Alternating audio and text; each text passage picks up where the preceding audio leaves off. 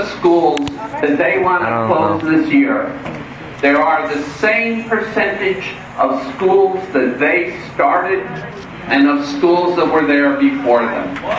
It's a failed policy because what all of those schools on that list have that define them is that they have been made into warehouses for the kids in this city who have the greatest need. Yep. When the Chancellor of the Regents says, when Merrill Tisch says that we have made our schools in New York City into warehouses of the neediest, she is talking about every school on this closing list.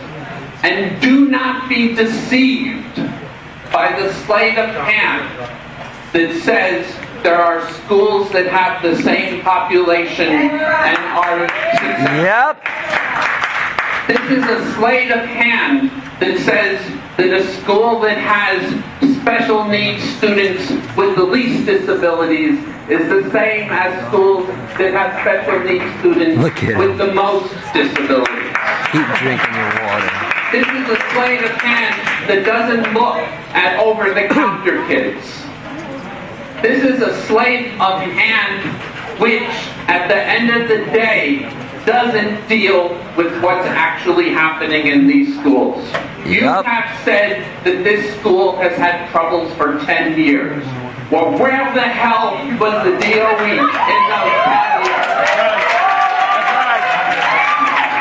Where were the proven academic programs that should have been brought into this school? Where was the youth development support, the guidance counselors, the social workers that should have been put in this school? Why was a principal who was clearly unable to lead this school allowed to continue in that post year after year? Yep. The only group that is not accountable in this so-called system of accountability is the Department of Education leadership. Yeah.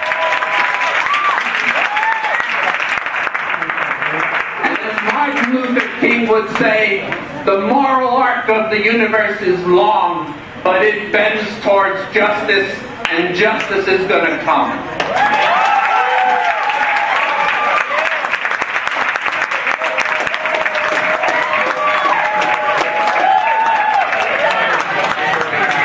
Oh shit.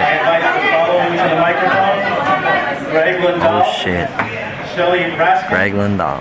Zena Burton. It's on now. Myrick. Very sorry. Zachariah and Sarah. Yeah, it's on. Thank you. I just wanted to start out by saying that these schools aren't being replaced by the same numbers of high-need students. In the Bloomberg's New Manhattan schools, the 32 Bloomberg New Manhattan schools, the self-contained amount is 1%. Sir, you said 6%. Doesn't sound like 6%. It's 1%. And in the very new schools, it's 0.5%. You're wrong about your statistics. You need to stop fibbing. Okay?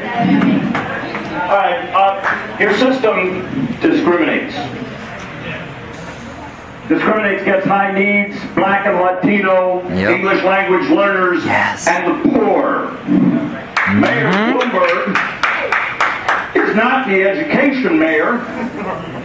He's the segregation mayor. Your system is better characterized by failure by design. You're intentionally setting your game up so that you can make your good schools, the new schools, which, by the way, don't work all the time, look better. How do you do that? Well, to have winning schools, you need to have losing schools. Yeah. You set up a situation where you give a school a bad name, overcrowd them, create violence, and then all of a sudden, bam-o, nobody wants to choose them. I've been through that. You owe my school an apology, sir. This is a shell game. And this is the game that you designed.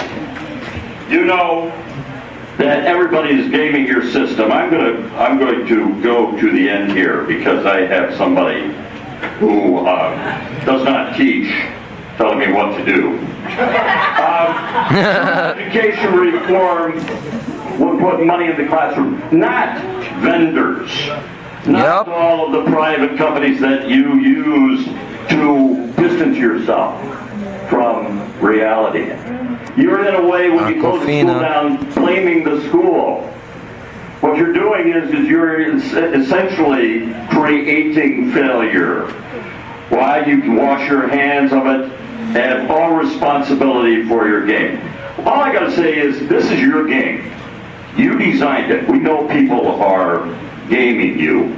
I wish you would stop talking to people about, well, this is the game and this is the way the game has to be. No, you're in charge. You need to start supporting schools. You need to start making it so that these students are supported. It can happen. It can work. If you're not up for the job, give it to somebody who can do it. Yeah. No, sorry. Yeah. Hi, my name is Shelley Raskin. I'm 23 years teaching. I've been at Legacy almost 13 years. That's a long time. I do not want to see this place closed. I know what it's done. I know what it's done. You see, unfortunately, many of our graduates were here. Graduates that I've seen maybe 4 or 5 years ago that were here. Why? Because they know this is a learning community. I have now a principal who is very progressive, who gave me a shot of trying to do some curriculum work with some of the kids who really need it in careers and business education, which is unheard of anymore. Okay? I've done marketing classes. I'm doing finance classes, even with 9th graders who need it desperately, because they have to know how to keep money, how to budget money, okay? And besides computer classes, we're trying to start an accounting class with Borough Manhattan Community College using Skype, which is where I'm going to be in the office with a professor who I know from Borough Manhattan Community College. And what I've seen some remarkable differences in the last year or two here. Okay, as far as safety goes in the school, okay, as far as what we've been able to achieve. And I don't know what your matrices are showing, but I think it's been said before, we've been climbing up that ladder, and we're not stopping no matter what.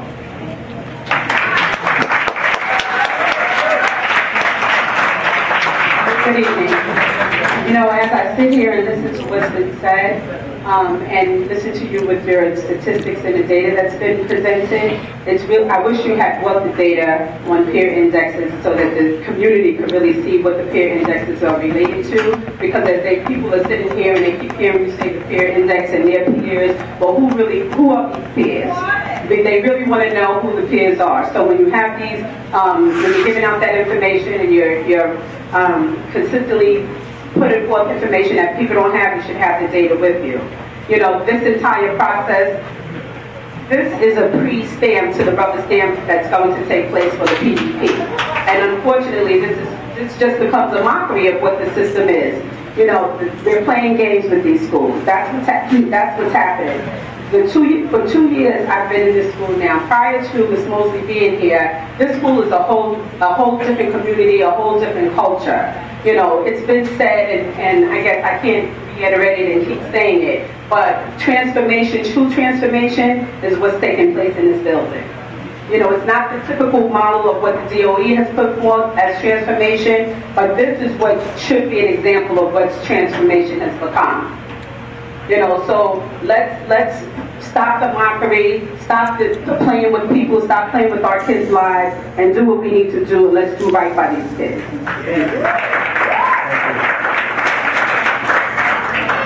Good evening. I'm Vicki Ansari, parent, homeschool parent, also a member of the Coalition for Educational Justice. And as I sit here today, I'm actually jumping out of my skin. I've been through many of these meetings before, this year, last year, and the year before. And what I've heard today is what I've heard before, that the decision has pretty much been set. Right? And as we hear people say, let's be respectful, I think this school closure phenomenon is the most disrespectful showing of disrespect to young people, to parents, to teachers, to staff, to community members that I've ever seen. So I want the young people who support Legacy to stand up. I want the teachers who support Legacy to stand up. I need the staff, I need community members, I need anyone who's in here in support of Legacy to stand up. This is the first day. This is the first day of Black History Month.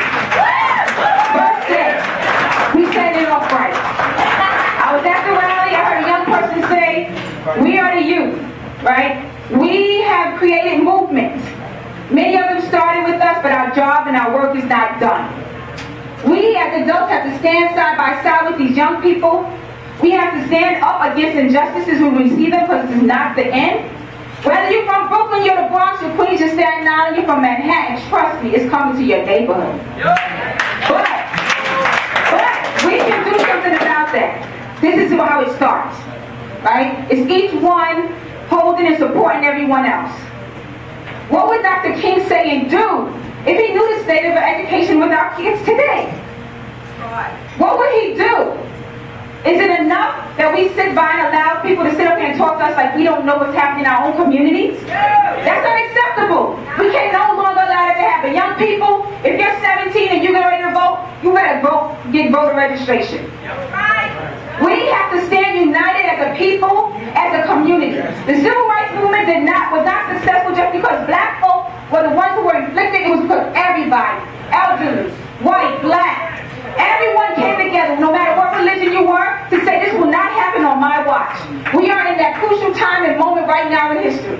And what I hope that after this meeting and moving forward, regardless of what decision they make, regardless of what decision they make, know you come from greatness.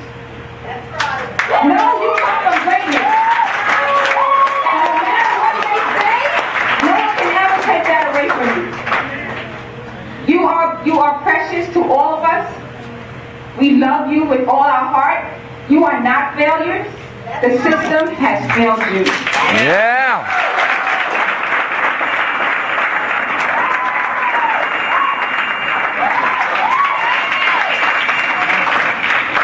I'd like to call the following to life: Tracy Cornish, William Dishman, Gina Moss, Eddie Ozang, and John Michael Parker.